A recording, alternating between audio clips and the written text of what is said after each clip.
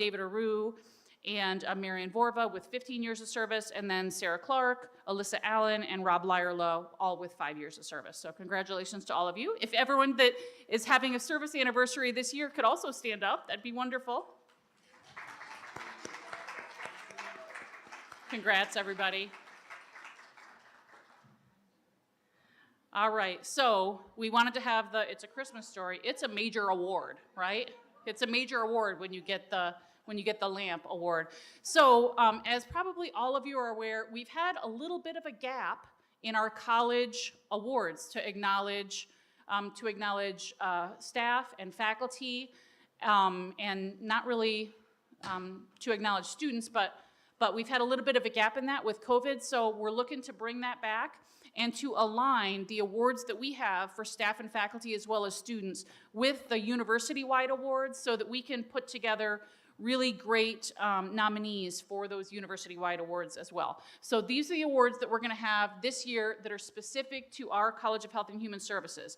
2 faculty awards for the CHHS Emerging Scholar Award and the Distinguished Faculty Scholar Award, which mirror, again, the university-wide awards. So you could nominate someone for the college-wide award, and then following whether they receive the award or not, you could also nominate them for the university-wide award, which is what we would encourage you to do. We've got a part-time instructor award, the CHHS Distinguished Teaching Award, which also mirrors the university-wide award, the staff award for CHHS Distinguished Service, and a faculty, instructor, staff, unit, or project award for the College of Health and Human Services DEI Distinction Award. And you can see there that we might have multiple awardees that are awarded those for those categories. And then our 2 student awards, which are the CHHS Graduate Assistant of the Year, as well as the CHHS Student Employee of the Year. And all of those mirror, again, the university-wide awards. And our nominations within our college will be due by February 1st. Decisions will be made in the relevant committees, so in the research committee, in the diversity, equity, and inclusion committee, in the student engagement center staff team by March 1st, and then we'll hopefully be nominating folks for those university-wide awards and have really excellent nomination packets that have been put together as well. So most of the college deadline awards are after March 1st, so that'll give us time to put together those nomination packets. And all of the awards are available on our website. And they're live today, I think. Yep. So there were so we also have 2 new folks that are not new to our college, but are new in their roles. I mean, in addition, like I'm new in my role too, in the interim role. But Dr. Alex Santos, Dr. Ann Chaplot in our 2 associate dean roles. So I just wanted to have a slide that went over some of the position description items in terms of what do these 2 amazing folks do in our college. So I want to just go over that Dr. Santos, in his role as Associate Dean for Research and Graduate Programs, provides leadership to all of our external funding, research, and sponsored project activities, supervises and guides select college staff, including our research office within our Office of Research, and center directors, and works with externally funded groups, including but not limited to Unified Clinics, Centers for Disability Services, and our Resiliency Center, as well as collaborating with other WMU colleges and WMed, and then also areas of industry, and then finally kind of promoting our adherence and, well, I don't like the word compliance, but promoting our adherence to guidelines and more than guidelines, policies and expectations from all of our funding organizations. And so Alex will be talking about some of the work that the Office of Research has already done, and then kind of looking forward to our next semester. And then Interim Associate Dean, Dr. Ann Chaplot for Academic Affairs. Ann Chaplot is responsible for facilitating our college strategic plan implementation and assessment, specifically focused on strategic development and alignment of programs and services within those emphasis areas of our 3 career and educational pipeline areas of community and population health sciences, healthcare services and sciences, and therapeutic and rehabilitation sciences, providing leadership and support to college academic affairs, curriculum committee, articulation agreements, and shared tuition revenue and resource management across the university, collaboration with external partners in academic affairs, and facilitating our academic program review processes. I want to do an update on some of the staff and faculty pending searches that we have. So we've got our manager of recruitment and outreach in the School of Social Work, an administrative assistant 2 in both the Department of Blindness and Low Vision Studies, as well as shared with the Department of Speech, Language, and Hearing Sciences. We had an initial search that unfortunately was a failed search, so we're revising that search. We've got 3 term faculty positions that are all faculty specialist fiscal year positions in speech, language, and hearing sciences, physical therapy, and a physician assistant. And then we have 3 administrative positions, the director of the School of Social Work, the chair program director in the Department of Physician Assistant, and of course the dean of the College of Health and Human Services. I know many of you are serving on one or more of those search committees, and thanks so much for that service. That's a lot of work, but as we see from the folks that we've been able to recruit in faculty and staff and administrative positions over the last year, really important work. We were also notified this week that we were approved for one of 3 university-wide postdoctoral appointments within the College of Health and Human Services, so we'll be doing that search similarly. And one of the things that we're doing with all of our faculty and administrative searches is making sure that we're advertising all of those searches broadly, not only in places like the Chronicle of Higher Education and Higher Ed Jobs, but also that we're advertising all of those positions with the Council on Social Work Education and the Association of Black Social Workers, including the PA position and the PT position and the dean position, so that we can make sure that we're leveraging, for instance, our social work colleagues and our Association of Black Social Worker colleagues to also refer their colleagues that may be physician assistant faculty candidates. So we're really trying to be smart about all of those searches. And I did we can refer colleagues around the globe to our HR website, to just like Bronco Jobs if you do a Google search, and I realized that fell off the end of the slide. So we want to talk about our enrollment, and I'll be really clear that that what I want to do is this combo good news, bad news, good news, bad news. So I just want to be super overt about that's the intent. So this is our fall census. This is our fall enrollment at census. And so you can see here the different enrollment, and I've got 2 slides with this that shows our enrollment changes both up and down in our different units. And this is the first half of our units, and I wanted to make sure that it was big enough that people could actually see the writing, and then this is the second half of our units. So we can see here that we have a total this fall of 1,917 students, which is down 5.3% from our totals from fall census from 2022. It's down a little bit more in graduate students, so down about 8% in graduate students, and down only, I believe it's 2.3%, and I don't have my notes in front of me, 2.3% for our undergraduate students. So our total enrollment has dipped a little bit. So whereas the graduate enrollment in the university as a whole has increased by 8%, which is really, which is more than it's increased in over 20 years at Western Michigan University, which is wonderful. Actually, our college decreased by about, by a little over that same percentage. So, and most of the increases in graduate enrollment that we saw are in the College of Education and Human Development, which is wonderful, but we need to kind of carry our weight in terms of that graduate enrollment. So this is our view as of 11/22 of our spring enrollment. So I just want to point this out that we do have some similar decreases in our spring enrollment to date, and of course spring semester has not started yet, fall semester hasn't even ended, but one of the important things to note is that that really it's about, and I'll talk about this when we talk about the state of our finances, it's about our yield. So it's about attracting amazing students, but it's also about retaining those amazing students to graduation, career success, and mentoring into our field. So it's really critical. Of course it's really critical at the front end that we get the best students to be students in our college, and then once we get them, gosh, we want to keep them. Gosh, we want to keep them because that, I mean, like, that's all of our nightmare scenario is you start to go to college and then you don't finish college. And so you have all of the debt with none of the rewards that a college education brings. So I think that's really critical, and we've talked a lot about, you know, what are the outreach efforts? I know that our advisors, I know through the Student Success Hub, there's a lot of outreach that are trying to really be intentional about resolving barriers, maybe even barriers that students aren't even acknowledging yet.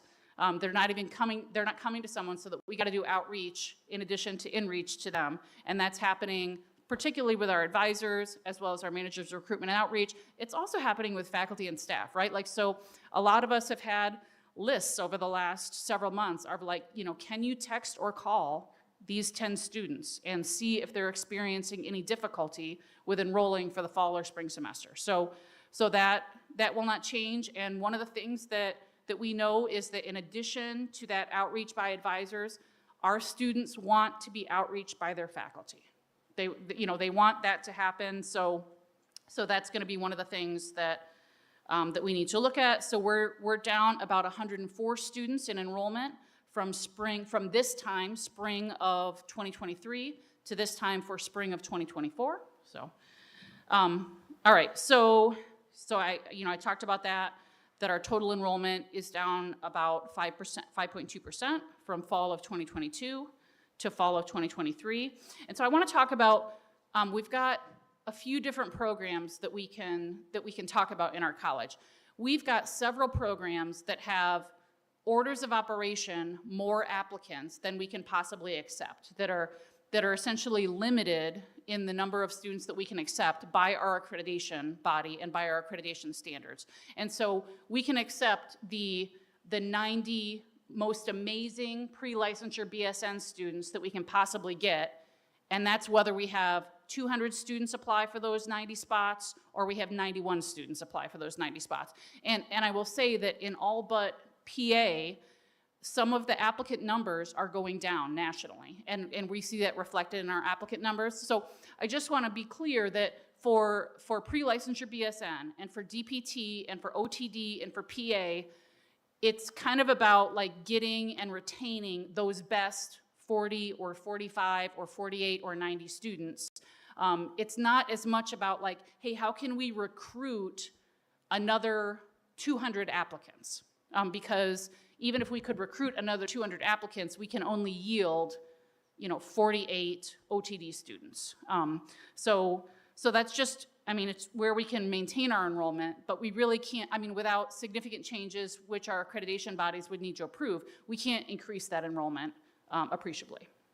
So, and then there's another category of programs where we can really grow our enrollment, but we have to use our resources strategically in order to do that, right? So the RN to BSN completion program, I know that that Lisa Singletary and others have been working closely with multiple community colleges, including Kellogg Community College, which we are the first and only choice for their BSN, for their RN to BSN completion programs. Are working on a collective grant for that.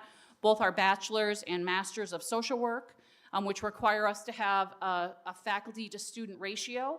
But as long as we maintain that faculty to student ratio, we can accept as many qualified applicants as we choose. The occupational therapy assistant program, all of our healthcare services and sciences, the CHHS programs, including clinical practice, as well as the PA preparation, PT preparation, OT preparation, I'm forgetting one, blindness and low vision preparation.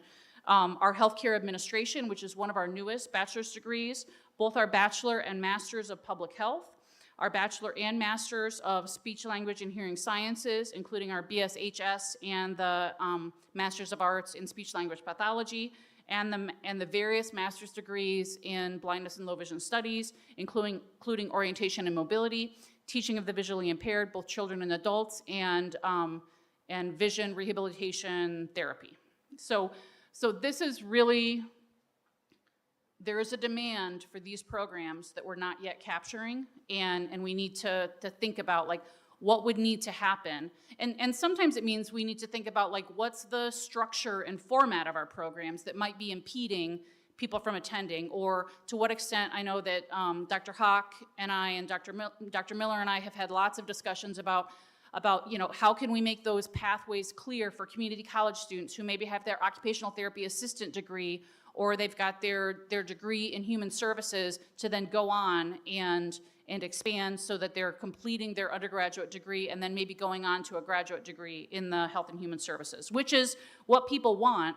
But sometimes I think we've got some barriers that we may not even be aware of unless we communicate with our stakeholders and then find out what those are and then resolve them. So, and then we've got minors, certificates, and courses where we can grow our enrollment, again, with strategic resources. And so many of you have been super involved in really like developing and raising up our American Sign Language minor, which continues to be more and more essential as a second language for health and human services. So I think American Sign Language and Spanish are the two areas that we really got to lean into, because that's what health and human services professionals need to develop culturally and linguistically competence in order to be like great providers for our communities. The Holistic Health Minor and Certificate, of course, the ARSPEDA program, the Addiction Studies Minor and Certificate, and just the whole variety. I know like a lot of you have been really involved in developing like super cool Western Essential Studies courses, which is amazing. And whenever I look through the list of Western Essential Studies courses, I used to serve on the course review committee, and I would have like 5 courses that I'm like, I want to take that course. You know, I want to take that course in the College of Health and Human Services or in other colleges throughout our universities.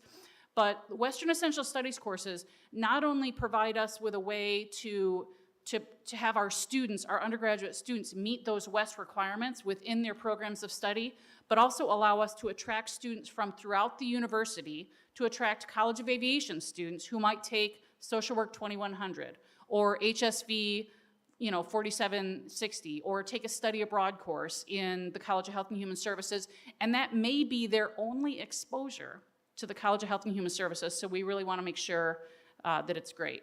Yeah, and go ahead, and Bob, and we'll do questions at the end. So. Just want to make sure we don't forget that we have public health, social work, and healthcare administration minors as well in this college. Yes. Okay. Thank you. And I forgot. So Bob had mentioned that. Let's not forget that we also have minors in social work, public health, and long-term care administration, which also the long-term care administration leads up to the long-term care administrator credential.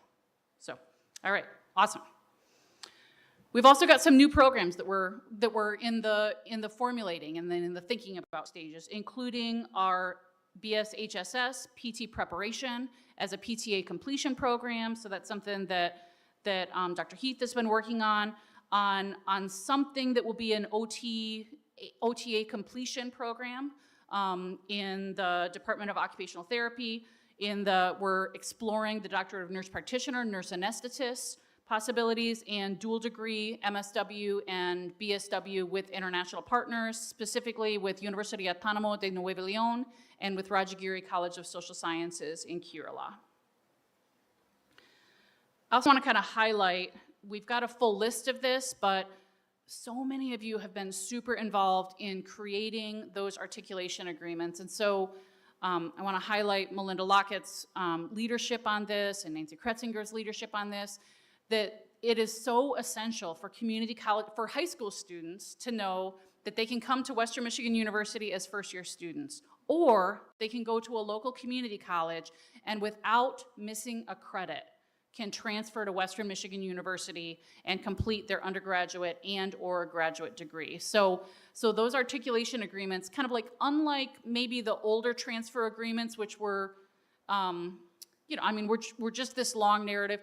They're dual, if you look at them on the transfer agreement site, they are dual branded with each of our community college partners and Western Michigan University, and they are signed by the leaders of the programs at the community college and at Western Michigan University and the College of Health and Human Services, and they say very clearly, take these classes at KVCC, and they will transfer to these equivalent classes at Western Michigan University, and then apply at this point to Western Michigan University for the BSHSS program, and then take these classes at Western Michigan. And after you complete your associate's degree, that's another thing that our community college partners were a little weirded out by, is they thought several years ago that we were trying to poach their students before they completed their associate's degree. That is not true.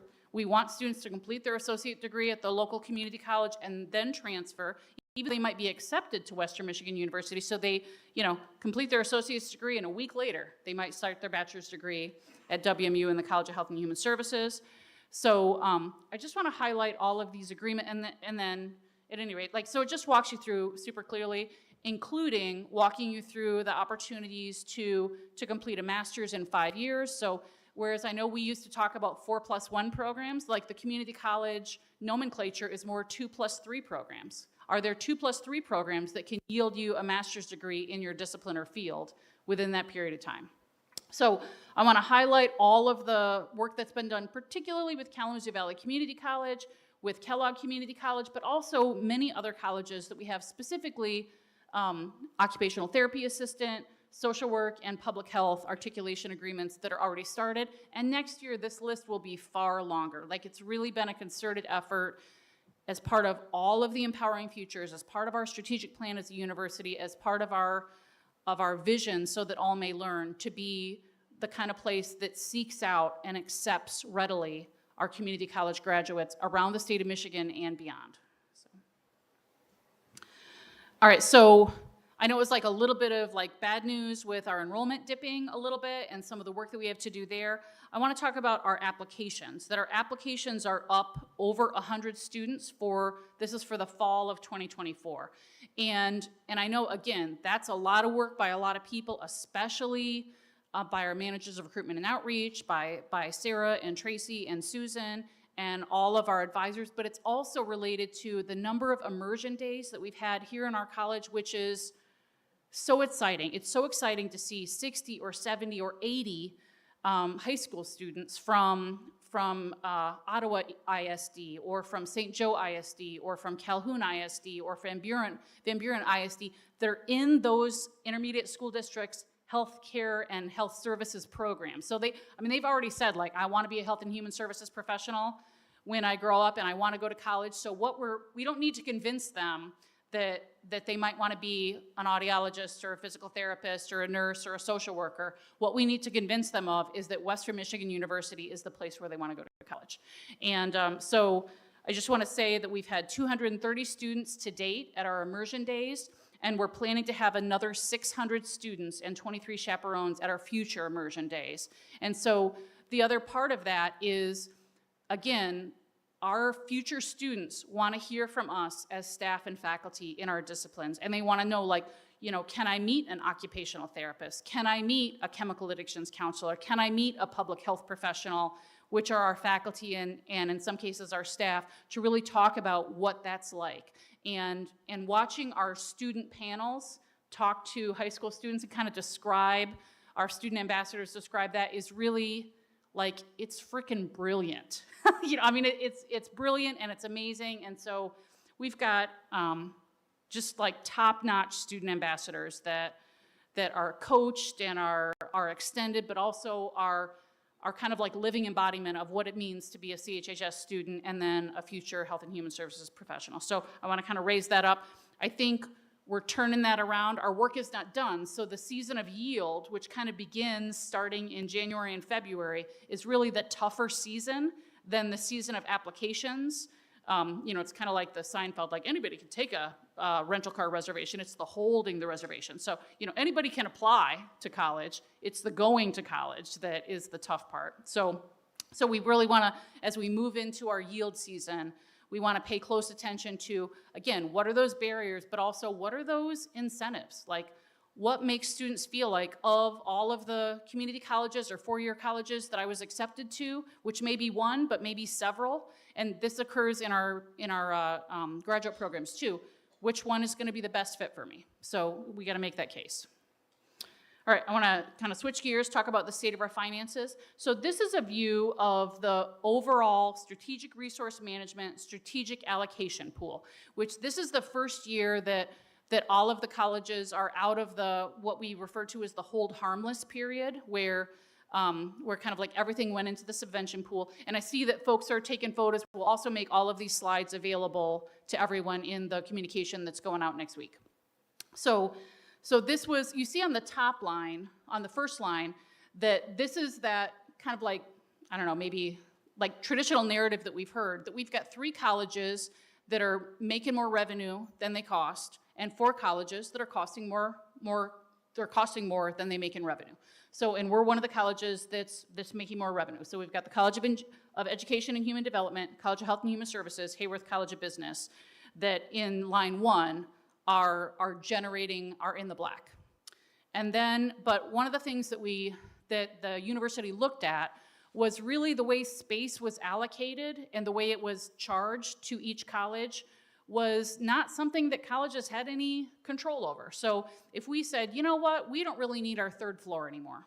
So we would like to close down our 3rd floor of this building and we would not like to pay for that anymore. Like that's not doable. And if the College of Fine Arts said, we would like to close down the Richmond Center, I mean, they might not occupy it, but they still got to pay for it. And we still have that building over the next, 20 plus years, which is what the amortization schedule is. So the university made a decision to basically charge space out differently amongst colleges. And then we can see that on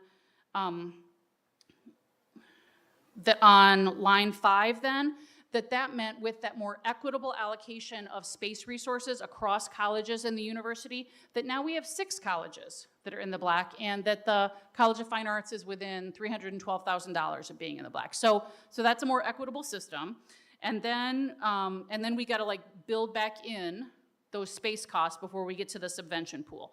So the College of Health and Human Services had that other $126,000. So put in a little over $6 million to the university-wide subvention pool, okay? To make a total of, throughout the university, almost $27 million that was put into that subvention pool. And then I'm gonna talk about kind of the lines that are highlighted, the quality indicators, incremental adjustment, and positive colleges to receive a net result of $13,749 that the College of Health and Human Services received back from the subvention pool in permanent funding. This is how those figures are calculated. 50% is on student success. These are our numbers for overall student success.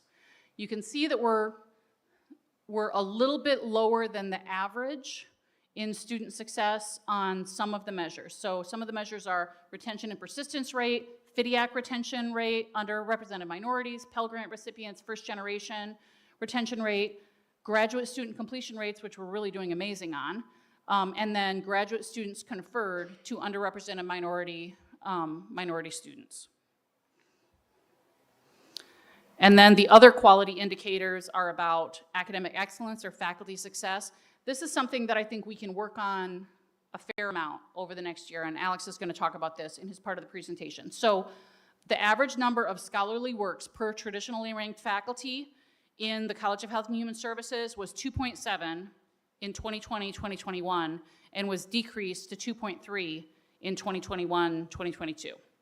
You can see that that's a fair margin below the college-wide averages, and then also what number of points we received. So we received 1 point because we're below the university average, which is 2.7 in 2021-2022, and also we did not improve year over year, okay?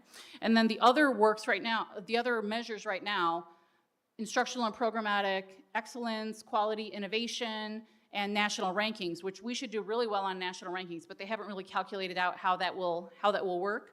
But we'll definitely need to work on, what are our instructional and programmatic excellence, how is that being measured, and then also how are we making sure that we count the good work that we're doing. And then you can see at the bottom, there's the provost discretionary funds, which were exclusively provided to the 2 colleges with the lowest amount of subvention pool. So in the end, we got $40,874 from the subvention pool. So I want to go back to this. So we see on line 13 that $40,874. And then we also have a return. So we have got to take off our space amortization, which is a little over $125,000, because we got to pay for that. We got to pay for the space amortization, like the amount that our space depreciates. So, but then we got back $40,874 from the quality indicators, an additional $1,293 based upon incremental adjustments, and then $98,421, which was spread amongst the 3 colleges that were at the top on line 1 in the positive. for a total of $13,749 that we received from the university-wide subvention pool. All right, so I know in the listening sessions, Vice Provost Cheatham brought up, oh, the College of Health and Human Services got an extra $300,000 in permanent funding, and so we wanted to say really clearly, like, where is that permanent funding going? It was not quite 300,000. It was 280,540 that we received between last year and this year from the subvention pool in that additional permanent funding that's gone to us. So we have we have staff positions, actually 2 staff positions that we've transitioned from terminal positions, which are funded with one-time money, to continuing positions, which have to be funded by permanent dollars that are allocated to our college for $70,000. We had administrators that were returning to their faculty roles. That, again, this is the salary and fringe, that the salary and fringe was $170,000. We had faculty members that were granted merit and or equity increases. That was about $10,000, a little above $10,000.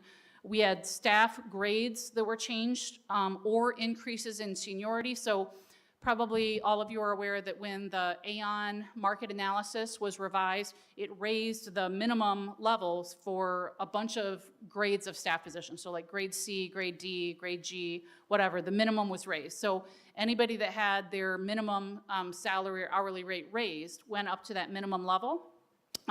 We didn't have to pay for that this year. We'll have to pay for it next year with permanent dollars. But then in addition to that, we had several different position grades. I think 3 different position grades, 2 different position grades, 3 different position grades that also, in addition to raising that minimum, which created a little bit of wage compression at the bottom of the scale, right? So like, whether you've been here for 6 months or 16 years, your hourly wage or your salary might have been the same. And so then said for 3 different grades that people that had been at Western Michigan University for 10 years or more got an additional 3% bump. And so we did have to pay for that with permanent funding. We did not have to this year pay for either the 2% across the board increase for faculty or the 3.75%, which is the first time that I'm aware that that's ever happened, that we've had that big of a staff increase for staff and faculty and administrators this year, but we will again next year. And then we had several employees who had their grade changed. So who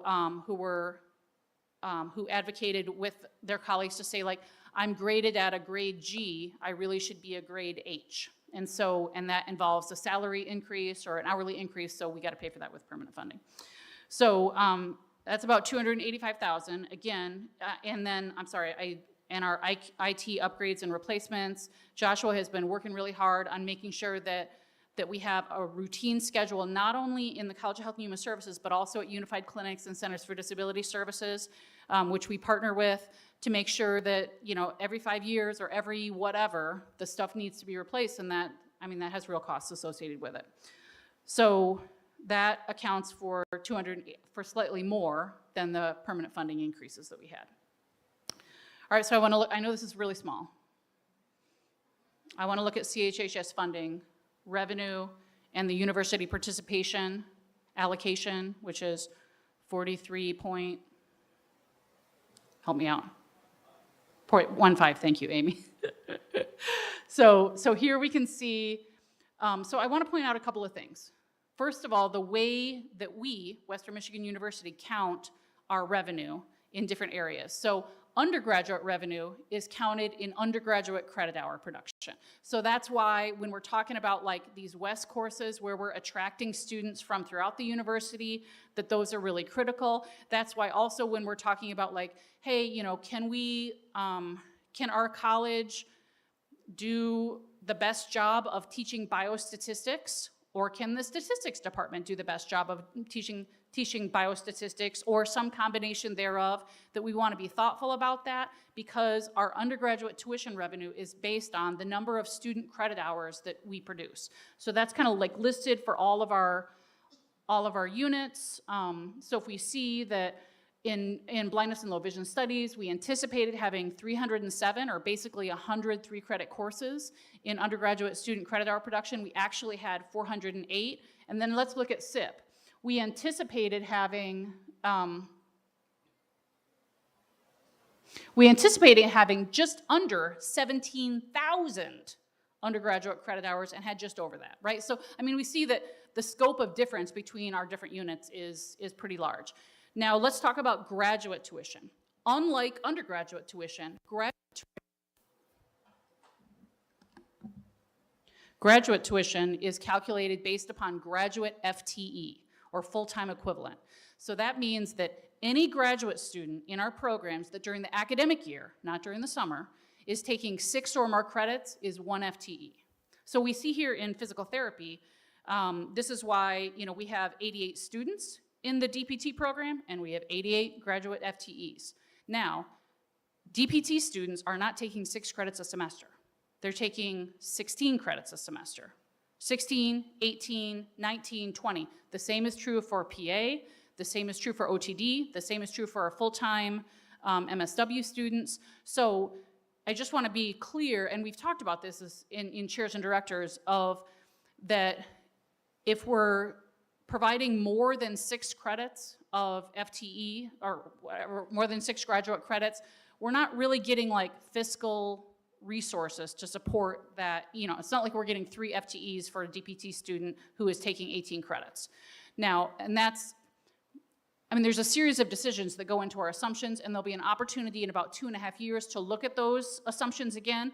But I want to caution us that if we say like, well, we really want graduate student credit hour production, we don't want to look at graduate FTE, which would clearly benefit our college, like absolutely benefit our college, because our college provides about 47% of the graduate student credit hour production in the whole university. Also, though, we get the same amount of student credit hour production or graduate FTE for resident, non-resident, and international students. We have several handfuls of international students at any given time, and probably a lower number of non-resident students than other colleges. If you compare that to the College of Engineering and Applied Sciences, which has a gargantuan percentage of international students, which are paying roughly double the tuition that resident students in the state of Michigan are paying, and the College of Engineering and Applied Sciences is not getting any extra fiscal credit for those international students. So I do think, like, if we're talking about like, hey, you know, let's move one variable, I mean, there's other variables that could move too. So I just want to be clear that this is what we have. And then I want to look at that we've got course fees, which are in a separate line. If we're looking at several programs about the possibility of differential tuition, that would be another separate line. So that kind of like goes straight to the units. It doesn't get split up in any other way.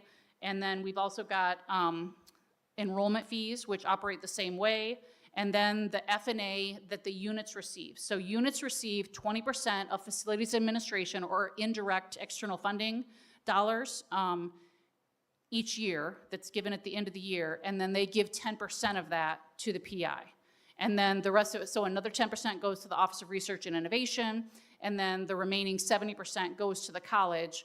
But I will also clarify, the college takes on the full UPA, or that full 43% of the university participation allocation, which funds the rest of the university. And so the college kind of net is about 27% of that total F&A.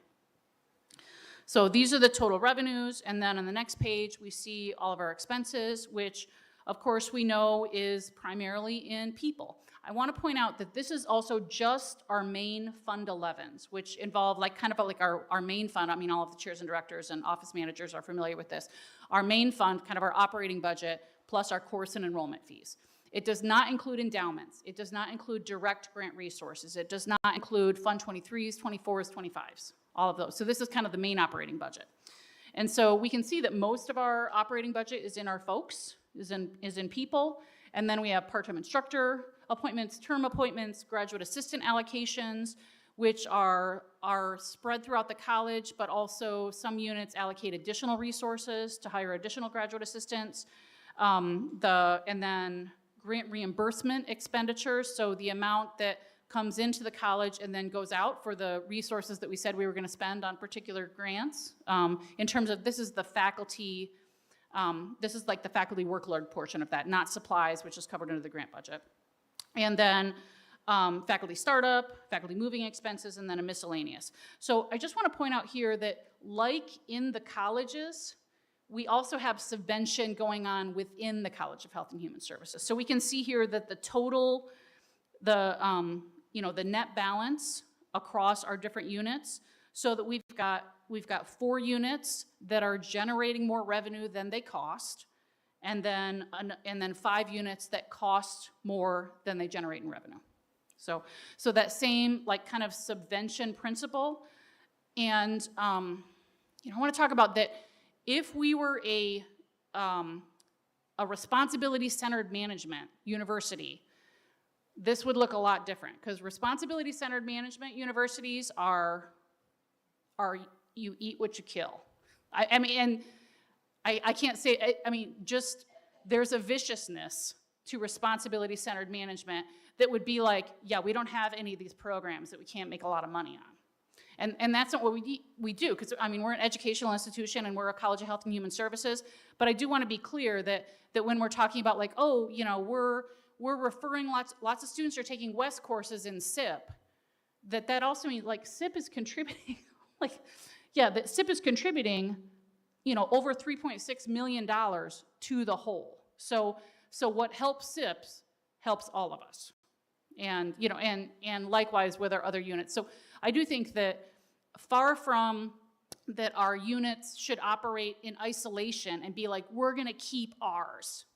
That instead, like, what we gotta do is think about, like, how can we provide students with the best education? How can we do interprofessional research that involves multiple disciplines? How can we do all of this? Because what helps the college helps support all of us. And also, like, we can't, and you can't make staff and faculty changes on a dime. You don't want to. Like, I mean, that's part of what academic freedom, that's part of what the tenure promotion process protects us from, is that we don't want to say, so sometimes we have like more faculty than maybe we need in certain areas just by these numbers, but we might not have more faculty than we need based upon our accreditation standards. And so in our college, we got to bump those two up against each other really frequently. Okay, so I want to talk about what does this tell us about our budgeting and what this means for us structurally. It means that the pathways to revenue, like, so I want to be super clear about this. Pathways to revenue are enrollment. Like, it's like, what does it mean to have good real estate? Location, location, location. What does it mean to having pathways to revenue? Enrollment, external funding, and endowments. We're really pleased to have Trevor Block as our Chief Development Officer. We're doing a lot of cool development work, but it means that all of us have to really like focus on enrollment, on recruiting, and then really retaining the most amazing students, and then also on external funding. That units with robust undergraduate student credit hour production and have over 50% of their courses taught by part-time instructors do better. That's the reality. The units with only capped graduate enrollment with a high number of credits or with low part-time instructor engagement do worse. Differential tuition is an option we're looking at with this, but I want to be honest about this, that changing personnel costs means we need to strategically invest where we can, which is not very frequently, right? Like, thankfully, we don't have a huge amount of turnover in staff or faculty in our college, which is to our advantage, but it means like we're not as nimble as like a business would be. And that travel supplies and services and GA allocations in Fund 11 need to be reviewed for equity, because those are really, like right now they're based upon historical values, they're not based upon any sort of like formula or anything like that, so we gotta look at that. And chairs and directors and myself and associate deans are doing that work, and Marion's doing that work. All right, so now I'm gonna turn it over to Dr. Chaplot to talk about strategic planning and intent co-curricular framework. Right. Your chairs are torturous, so please, I need to do it. And then, is this, Jennifer? This is, right, this one here? Yeah.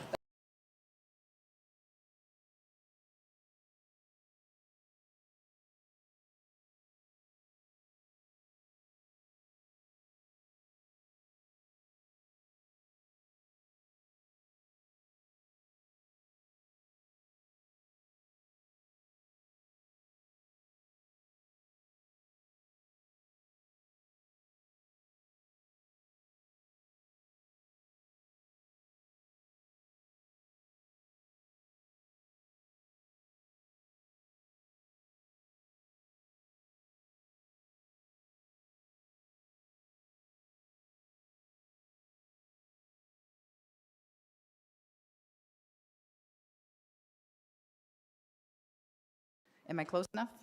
Okay. All right, well, I'm going to talk about some of our frameworks that we have, that I've been working on this last few months.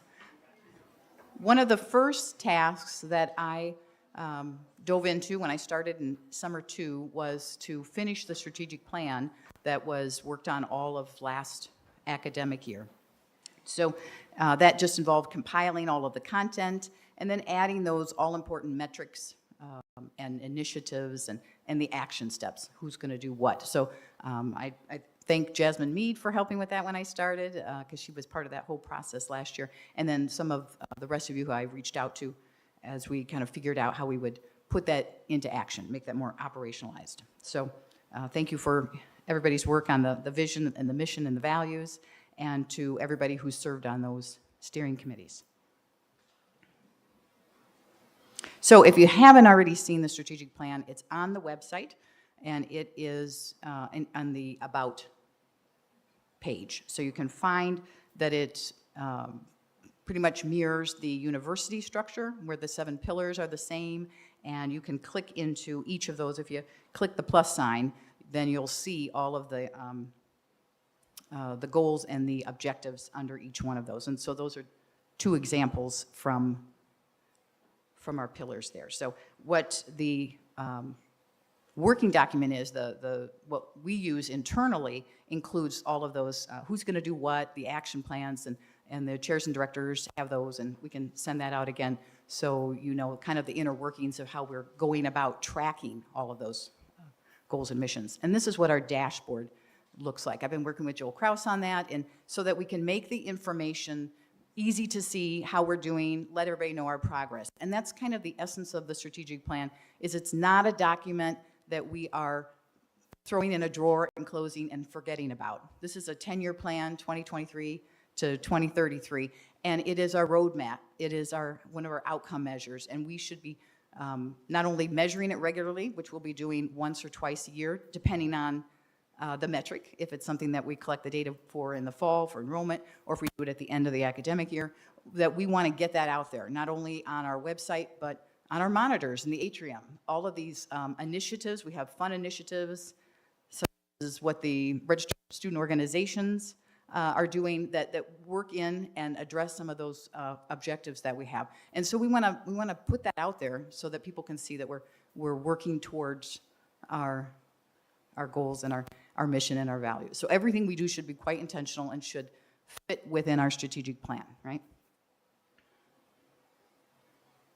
So the other framework that we've been talking about is how's it going with these career pathways that Dean Harrison was talking about, that we've been looking at our student and retention and recruitment, and being able to talk with students when they come to visit and their parents about these different career pathways that they have. And I think that's been pretty successful for us from a recruitment and enrollment kind of perspective, to be able to use that language for them about these pathways. But one of the things we didn't really talk about or deal with are these 3 words that are at the intersection of our career pathways. And those words are experiential, interprofessional, and inclusive.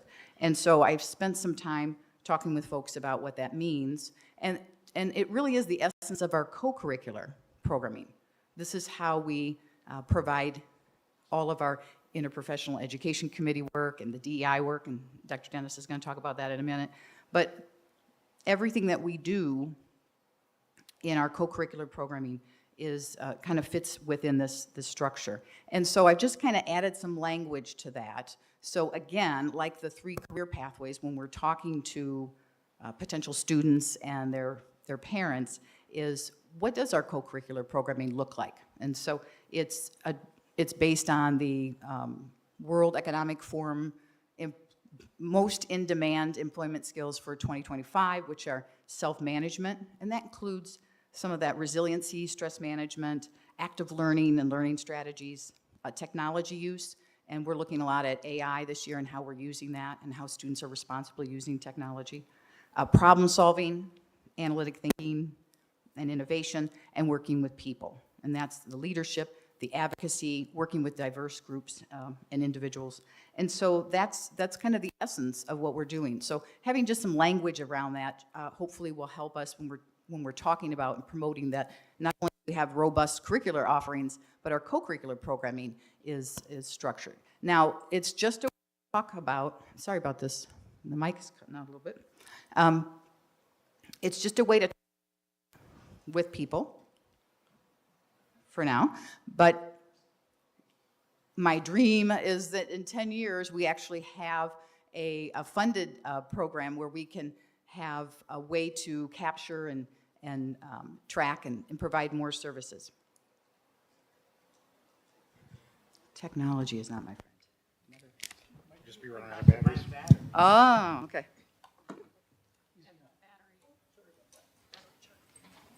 We good?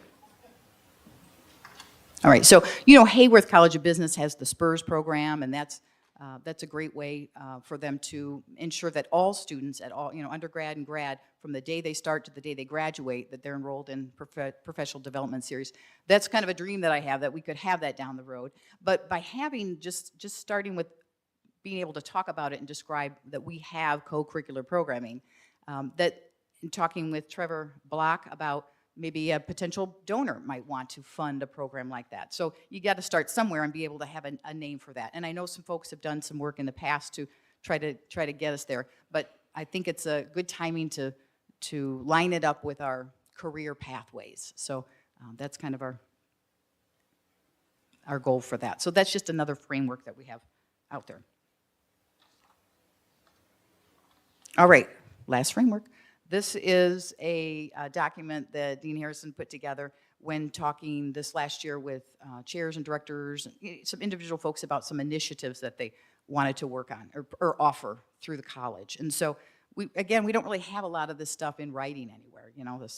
Here, look up these procedures and plans. So this is just a document to think about what I'm interested in doing or providing. Is it curricular? Is it co-curricular, or is it continuing education?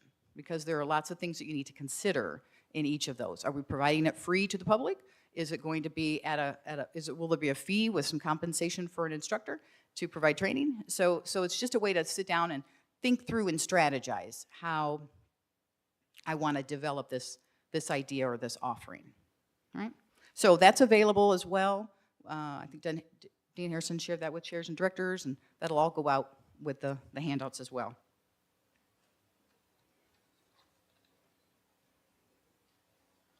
So just before I turn over to Dr. Dennis, I just want to sum up by saying that, as an OT, I'm all about kind of having things in writing and structured plans and visuals and graphics, and I think that's really helpful to me as I learn how the college works. So that's kind of some of this work of this first year of just kind of learning a lot about that, and then just trying to, if it's not in writing somewhere, just make it in writing. So that's kind of what we're working on, and I hope that you'll find some of these frameworks helpful and know that we have a plan to further develop them, again, working strategically and in partnership. So thank you. Okay, do I discuss this?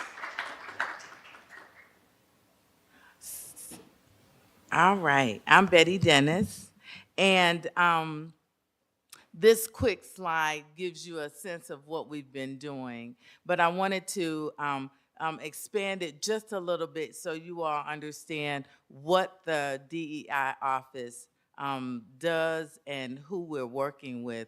We are excited and appreciative of all of the DEI representatives on the DEI committee. So yes, there's an office of one, but there really is an office that is in concert with the DEI committee that is representative of each of your departments. And we've divided ourselves into 5 subcommittees. So from those subcommittees are all of these different things that you see. We have an anti-bias training subcommittee, community outreach subcommittee, data subcommittee, a student DEI subcommittee, and a DEI conference planning subcommittee. And so we've had it started spring of '23, We started with a DEI Lunch and Learn series. And so in spring of 23, fall of this semester, and then next semester, we've had workshops, monthly workshops, and we will always look at health disparities throughout. So what you see on this screen is what's coming up in this spring of 24. We'll have xenophobia, trauma, and health literacy. So that's where the Lunch and Learns come in, because the Anti-Bias Training Subcommittee is very interested in what we're doing in terms of training our students, faculty, and staff on health disparities. We're also looking at the law regulations, and so we're interested in finding out how are our students being trained as health professionals and making sure that they've had anti-bias training even as undergraduates, graduate students. So the curricula is, of course, up to the faculty, but we're asking the question, how are we making sure students are receiving anti-bias training? One way that we're doing it as the DEI office is having these Lunch and Learn series. We're also very committed to our students having some sort of take a break, study break activities. They're across our different locations. So in Benton Harbor, Grand Rapids, and Kalamazoo, there'll be one next week, December 4th through 6th from 11 to 1:30. In the Kalamazoo location, it'll be downstairs in the Student Engagement Center. And then in spring, it'll be April 15th through the 17th. We want to make sure that all of our departments are represented in that. The biennial DEI conference is coming up in March. And so the Berean lecture will be connected with that. March 21st through and March 22nd, you can see on the screen that we'll have the Berean lecture Thursday evening. Dr. James Jackson is our guest speaker. And then the 22nd will be the DEI conference. The data committee is looking to put out a student climate survey coming up in the spring of 2024. And what we started this semester from our community outreach subcommittee is highlighting the different community opportunities that you all are giving students, faculty, and staff to get involved in community, making sure that DEI is promoted throughout our community. And one of the activities that we've done is highlighted different activities that you all are doing, so that one of these days you're going to then put in a nomination for the DEI Diversity and Distinction Award. So our first representative was from the Bronson School of Nursing. Dr. Angela Groves has a partnership with a school, an international school, and so we've highlighted that, and you've seen it on the screens downstairs. So we're doing a lot of great work in the DEI office. We want everybody to be involved. If there are things that you want to do, let me know. If there are things that you want us to do, let me know. I think that's it.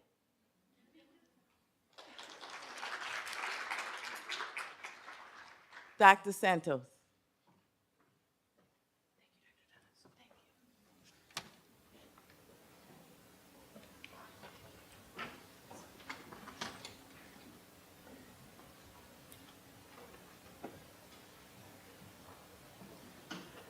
Okay, good morning to everybody. I'll try to be brief, which is hard for a Brazilian who likes to speak. So my name is Alex Santos, and I'm going to first update with some of our production that it was done over the last year. I will also highlight some of the production that it has been done over the last 5 years, so you can compare that. All this information is going to be available on our website on next Monday, so you can have access to all this information on that day, okay? So during the last academic year, our college was able to produce 128 scholarly products. Out of that, we had one book published, one professional work as professional editors. We had one white paper produced, 58 here, higher. There we go. Better? Okay.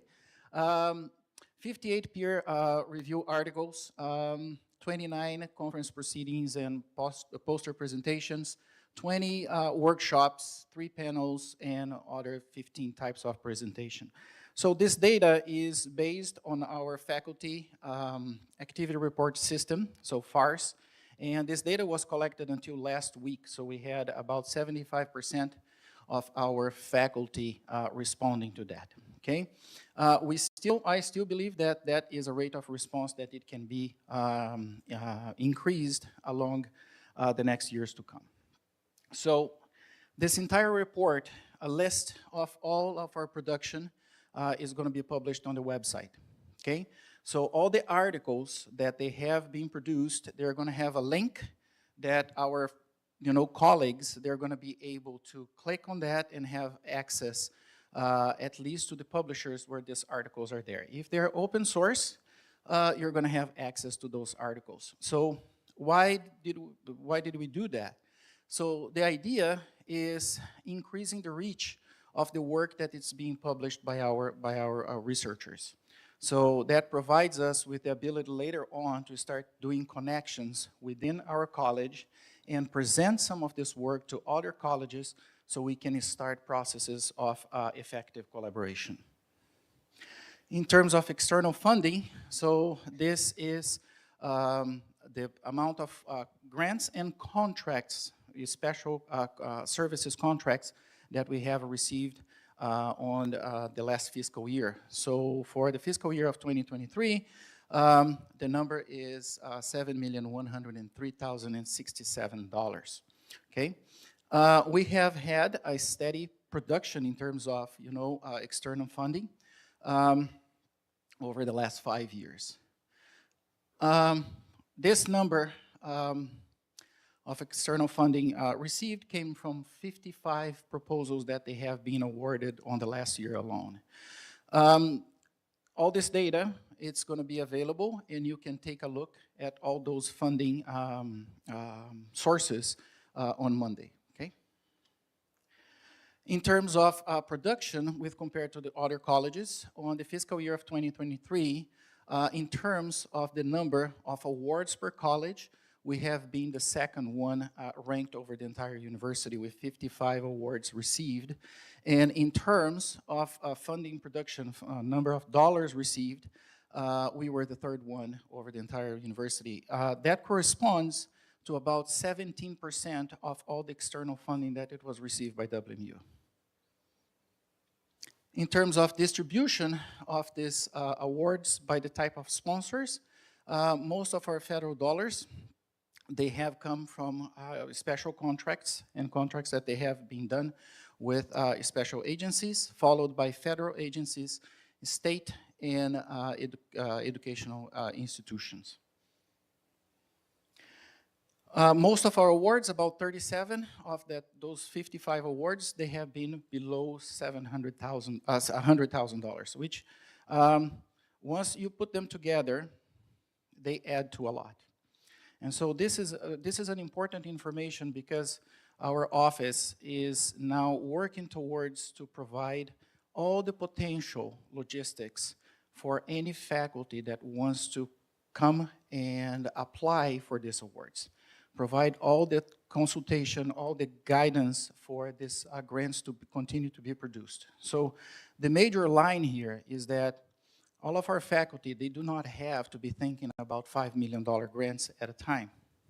You know, the smaller grants, and I don't like to call them smaller, but all those grants that they're below $100,000, look at how many we are able to accomplish with being able to produce them on a constant basis.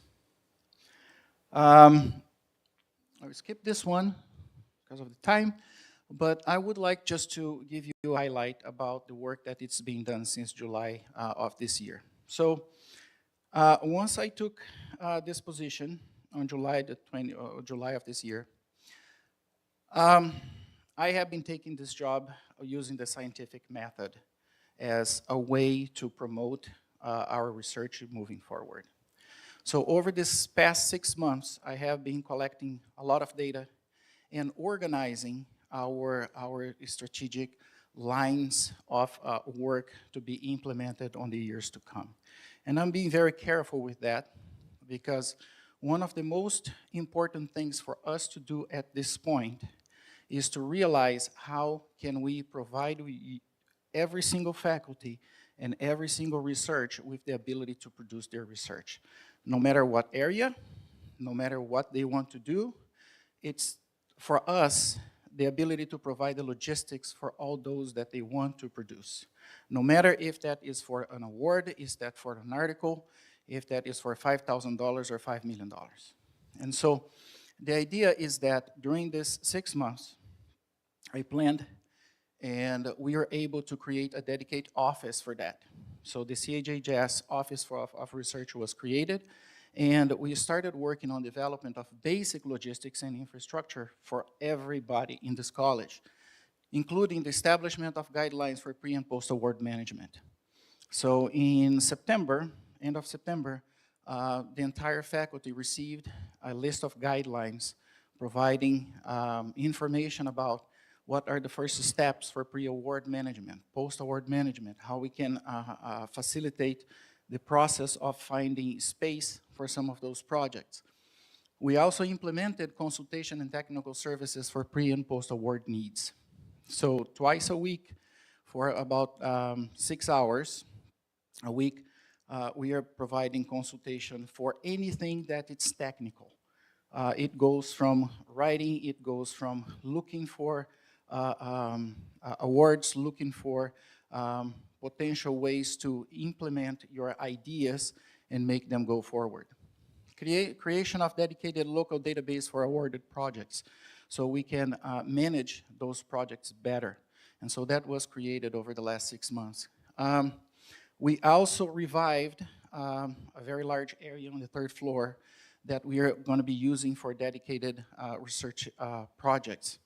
So we are going to be coming with a little bit more information on January, but that is going to be a common space that you, your students, your collaborators, they can utilize that space for production.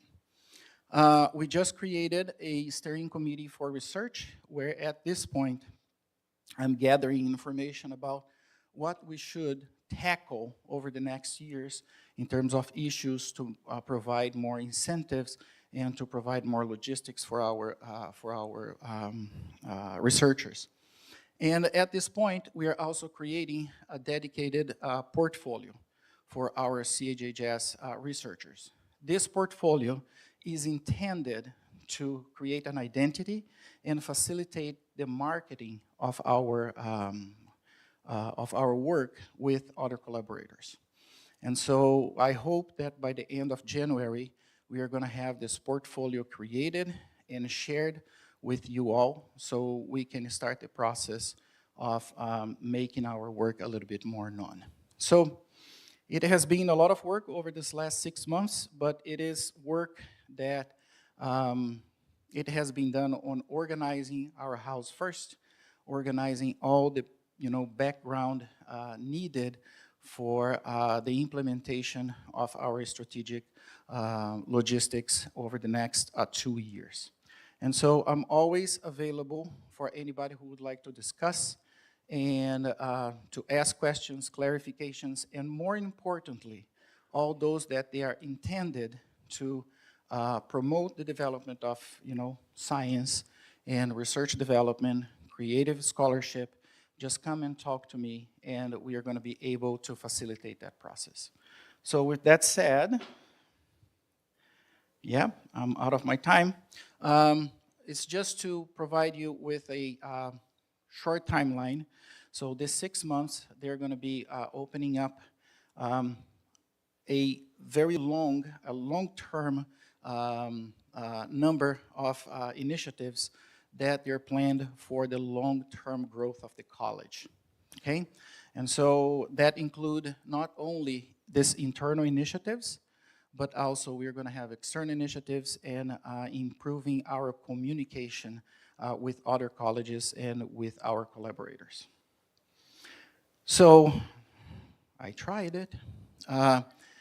So I'm going to pass that to Dr. Andrea Perez. She's going to be talking about the state of clinical practice at the Unified Clinics and CDS. Thank you.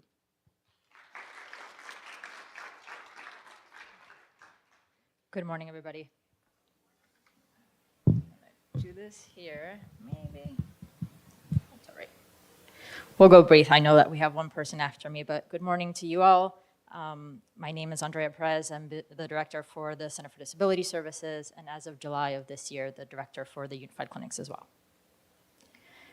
CDS continues to serve folks with our established programs. We have skill building services to adults in the community. That program primarily serves adults with intellectual and developmental disability in a group setting. We have case management services. That program connects folks with a primary social work clinician with the hopes of assessing need, planning for supports, and connecting those folks with community supports. We have community living services and supported living services. Those are also served to adults with intellectual and developmental disabilities in a one-to-one setting in the community and at home with the aim of improving independence skills. And then we merged into senior services, and we have a senior adult day program serving adults over the age of 65, many with neurocognitive disorders, and then adult wellness services, or senior in-home services, sorry, connecting folks with supports in-home to ensure that they remain living in their primary residence and delaying the need for more restrictive environments. And then we have our senior adult day program, also a group setting. Just like any other healthcare programs, the CDS services were greatly impacted by the pandemic, and you can see in our census numbers a big dip in fiscal year 2020, 2021. But we have since seen a steady increase in the past 2 years. We've certainly mobilized forces and resources to ensure that we can sustain capacity. Overall, for this past fiscal year, our total units served for all of our programs was just over 400,000 units, which equals to about 100,000 hours of services. The majority of our direct support professionals are student employees that are getting their first steps into the field of healthcare settings. And we're very gracious to have that partnership with CHHS and the motivation of students that are wanting to get their first feel for healthcare services. But overall, we paid $710,398 in student wages this past fiscal year. There are a few highlights worth mentioning for CDS. We continue to have student engagement and partnerships with the CHHS students, but also with other colleges. One that is particularly exciting, I think, for us was a partnership with the engineering students. They design the outdoor space for our senior adult day program yard, and they were able to present this at the senior design conference this past year. And then this influenced the design that you see up on your screen. So this is the actual layout for our adult day program plans. This was made possible through Kalamazoo Awards that were funded earlier this year, and you can see the before photo. It's a lot of greenery, not a lot of accessible walkways. Folks with physical needs were unable to utilize that space. This is the ongoing project.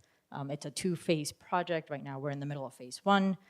Again, funds awarded through Kalamazoo County, and we're expecting additional funds and hoping that this project will be finalized by sometime next summer, where we can actually enjoy the space before the winter hits, not like this year. In July of this year, I became the director for Unified Clinics, and it's been very exciting to learn the services in various clinics that we have, but mostly to plan for the capacity and innovative ways that this hub of clinical expertise can come together and service our community. Today under Unified Clinics, we have healthcare services, student enrichment services, and we have the Resiliency Center with assistance with in-house marketing supports, and each clinic representative. We have been focused on how we define and structure our current services and how we will strategically position ourselves so that the goal of ensuring sustainable service models that are high impact and in high demand, high clinical impact and high demand. Under our healthcare services, again, we'll go through some of this briefly. You're all likely very familiar with some of the services that we've offered. For the fiscal year 2022, 2023, we had 7,643 patient visits. As part of our goal to ensure that we have sustainable service models, we have focused our efforts in two newer areas. One is an insurance billable model for occupational therapy services. And right now, we are in the process of defining what those processes are going to be, the procedures. We are working with our team to ensure that our clinicians are licensed and credentialed with insurance companies. And then we are looking at our marketing techniques to ensure that we're going to have a robust response to this new service that we will offer in the upcoming year. Another one worth mentioning is the youth and family social work services. This is a response to immediate need in their community, and as a result of a partnership with Integrated Services Kalamazoo, our local CMH, we have a team of clinicians that are offering outpatient clinical services to youth and families, and they are also offering autism diagnostic assessments. So this is a newer service line for Unified. We have our enrichment services, our student enrichment services that are primarily led by occupational therapy and speech and language and hearing sciences. These are services that are offered by our student clinicians under the supervision of their faculty. And for the fiscal year 2022-2023, we had 3,361 visits. This brings us to our Resiliency Center. And I want to make sure I capture a lot of the projects well. So the Resiliency Center will drive training, research, and service initiatives for our community students, clinicians, and our current practices at Unified Clinics. Under their training initiatives, the Resiliency Center was awarded $1.8 million for youth mental health, interprofessional networking, and workforce development, or YMIND. This is an interprofessional collaboration to facilitate the attainment of key youth mental health competencies for 75 students from social work, education and human development, physician assistant, sociology, occupational therapy, music therapy, speech, language and hearing sciences, physical therapy, and public health. The Resiliency Center is also leading the development of on-demand asynchronous continuing education courses to ensure that all Michigan professionals have the training that they need to optimally support clients when dealing with challenges related to well-being. The Resiliency Center is bringing research to Unified Clinics, and the research projects this year have supported a total of 32 students to date. And then finally, they will lead the development of new services guided by evidence to fill the gaps in the community for our most vulnerable members.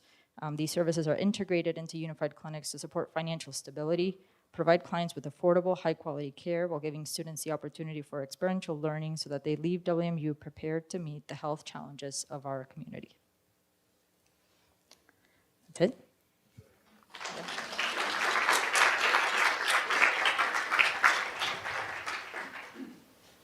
And then we'll pass it off to the State of WMU Empowering Futures by Mr. Tony Proudfoot.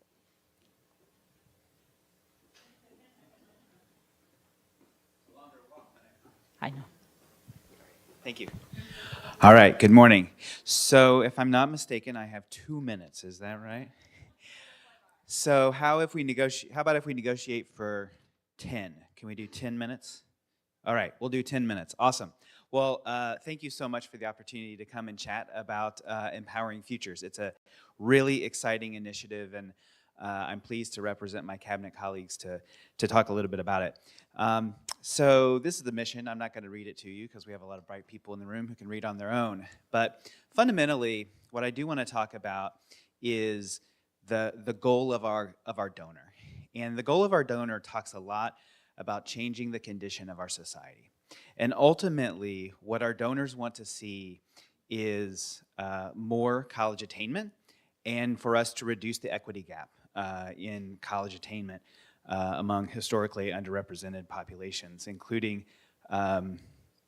particularly Black and African American, Hispanic, Latino, and first generation and Pell eligible recipients. And so if you look at the national trends, those equity gaps are somewhere between deplorable and reprehensible. 22% gap for Black and African American, about a 17% gap for Hispanic students on a national level. And we don't do a lot better than that. And so this is a really exciting opportunity for us to accomplish that. It's also an opportunity for us to really advance who we are, which is to provide a holistic education to our students. And so if you look at kind of where we are with the strategic plan, how we talk about ourselves, they're all aligned with the same goals. Before I get to the initiatives, I want to provide just a little bit of structure to the grant. So let's break this down. $550 million gift. 300 million of that goes to WMed. 50 of that goes to Bronco Athletics, and 200 of that comes to Western Michigan proper. All right, so that was our donors' wishes. Seems like they should have the say. So of that 200 million, that's coming to us, and all of the 550 million, while it's managed in the foundation, it will be an endowment largely. And so there are several installments. We've received some of them, but there are still several more yet to receive. So some people kind of believe that, like, well, we got $550 million in the bank, like, let's just start spending that money. First of all, we don't have in the bank. And secondly, our donor wants to see this benefit our students in perpetuity. And so that's why we create an endowment. So each year we'll have a little bit more expendable funds. They've allowed us to expend some funds early on until the corpus builds up in the endowment, and then we'll switch over to only endowment funds. So that's a little bit of the function of how it works. So what we've done so far is funded largely student-centered initiatives. So how many of you have heard of the Navigator Network? Oh, that's pretty good. So the Navigator Network is a network of navigators. It's student-facing personnel, all the way from about 20 students to kind of front-facing student services folks who are ringing students right now and saying, hey, you're not registered for classes, what's going on? Or seems like maybe are you perhaps having some challenges with your grades? Because you know you're having challenges with your grades. And so here are some services that are available to you. We also have network navigators, or we have navigators in ODI. So we have one dedicated to the Black and African American experience, one dedicated to the Hispanic Latino experience, one dedicated to the Asian Pacific Islander experience. And so providing support that's associated with the lived experiences of those students so they can provide more direct support to them. Another kind of thing you might not think about is we have one for belonging and well-being. One of the things that we saw really go down during COVID was engagement in student organizations. Engagement in student organizations is where students find belonging. If they don't find belonging, they will not stay. And so that's a critical piece of that. Student Success Hub. How many have heard of the Student Success Hub? Awesome. So the Student Success Hub, the most important thing for the folks in this room is the student concern form. We have a new student concern form that allows on the back end for us to be able to, for you as faculty, to be able to flag students who may have an issue that we can then follow up with, everything from acute mental health to more kind of routine academic success kinds of things. And what that does is it goes to a student success team. So now every student has a comprehensive student success team, and I can explain this in this room because you know what it means. The Network Navigator system is built on case management. It's built on the theory of wraparound services. And so thank you, all of you, for innovating that as professionals, and we stole that idea. So health and well-being. So there's a big component of health and well-being. One of the things that is funded is You Will. How many of you heard of You Will? Okay, a little bit more about this. We want to make sure your students know about it. The university offers 24/7, 365 immediate mental health counseling. And one of the things that's also great about this is that you can find a counselor who has a similar life experience that you do. So you can find You know, if you have if you want somebody who has an LGBT experience, if you want somebody who has a lived experience growing up on a rural farm, whatever it might be, you can find people who have those similar lived experiences as you, which is very important in a mental health setting. 6 minutes. All right. Housing scholarships. So, one of the things that we have looked at is, you know, how many of you have heard of the Kalamazoo Promise? See, now I'm just looking for people who are awake at this point.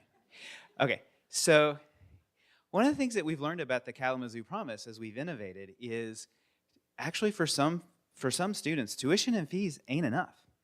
If you come from a background where you qualify for the Kalamazoo Promise, you probably are also involved in putting food on the table for your family. And so for some of our students, they also need help with housing. And so we have a housing scholarship. It's a $6,000 scholarship for new students. It's renewable 2 years. And part of that scholarship is that you live in the Bronco Connect Living Learning Community. And as part of that living learning community, it has a DEI focus. And so you have to commit to that community and being part of that community. Talk a little bit about the impact of that here in a moment. We have the Bronco Promise. So the Bronco Promise is any student who has a household income of $50,000, net assets of $50,000, is a Michigan resident, and as a new student, can come to Western Michigan University as an undergraduate with no tuition and no fee costs. We have the Tenacity Scholarship. How many of you ever heard of the Tenacity Scholarship? Great. Forget you ever heard about the Tenacity Scholarship. So this is the one thing that we don't promote. We package this in financial aid privately, and what we do is we model students who seem to have maybe a $200, $300, $400, $500 hold on their account, that if we pulled that hold off, they would be able to register for the next semester. We don't want students not graduating over $300, over $1,000. And so financial aid works on the back end to help out those students. The reason we don't publicize that is we don't really want, we don't want people asking for this, right? This is an emergency kind of effort, and it pairs with the Student Emergency Relief Fund. Broncos lead paid internships, so we have paid internships for our students. One of the things that is really exciting about this program is the accountability for quality. So what's unique about this particular program is the funds flow to the employer, and because they flow to the employer, we can hold the employer to a level of accountability. And so they have a mutual responsibility to provide a high quality experience to our students. And if they don't provide that high quality students, they get fired. And while I don't necessarily want to be draconian, one of the things I'm most proud about in this first year is that we fired 2 employers last year. We said, you're not providing an experience that is workable for our students. I'm not happy about the firing. I'm happy about the accountability, just to be clear. But that's how we ensure that our students get the experiences that they need to be able to have the resume, the experiences, the pedigree they need to have a job, be competitive in the job market. All right, some real quick outcomes. So in the Student Success Hub, one of the things we looked at in July, so this is year-to-year retention where we're most likely to lose them. We had a huge jump last year in the number of students who were registered by the end of July. So a 15-point jump. And that comes from all of the work that navigators are doing year-round, working on registrations, working on persistence, working on getting the students into the next class. In the Bronco Living Learning community, our 22 fall cohort, so last year's cohort, had a 93.2% retention rate. 93.2%. Like you're not gonna like that's Ivy League kinds of retention. That was 6.2% above all of their peers in the same class. So we know that works, and that's a reflection on how important belonging is. Within that living learning community, every one of our target populations were retained at a rate higher than our FIDIAC retention rate, which means that for each of those students, We closed that gap just a little bit. Bronco Promise students are actually academically more successful in last year's cohort versus a model cohort the year before. We didn't actually have a comparison cohort, but we kind of modeled some of the demographics. And we awarded about $706,000 in tenacity scholarships with a maximum of $1,000. We had about 83 students in the lead Broncos Lead Paid Internship Program among about 40 employers. They were represented across all demographics and across all colleges, which is something we were really, really proud of. Well-being, there's a whole well-being thing happening, really encouraging folks to bid on the silent auction over there. We have had an exponential increase in need in our essential needs program. You may remember this as invisible need. We've changed it to essential need, so rebranded by Student Affairs. But and there's some nomenclature in that I think that they didn't think was perhaps as reflective of the population and what was required there. So so that need is growing. Lots of other things happening in well-being that's really great, but don't have a lot of time to speak about that. So one thing I do want to point out is that up until this semester, you can see that a massive amount of the resources are focused on student services. Today, you have 13 hours and 21 minutes to put in for the either the venture grant or the accelerator grant for experience-driven learning. Those grants are funded by, in part, by, what am I talking about? Empowering Futures. And those are intended to help build our brand and build the high-quality experience that we're looking for students. So we're excited about those. Thank you for the opportunity. All right. Thanks, everybody, for giving us a few extra minutes and for like we said, like bid high, bid often on the baskets. And thanks so much for everybody for putting those together. We want to invite Robert Redmond from Redmond Agency, who came with the squeezy balls and who came with the squeezy balls and all of the donuts, and also made a donation to support so that we can all put together these like lovely bags, as well as our learning community activities next week and our Take a Study Break activities at all 3 of our campuses next week, and so thank you very much, Rob, for everything, and has an additional, like a drawing for a gift card. Yes. How's everybody doing today? Yes. Well, we appreciate everything that you do, and thank you for allowing us to be part of your day today. And we have a $200 gift card we're going to raffle off.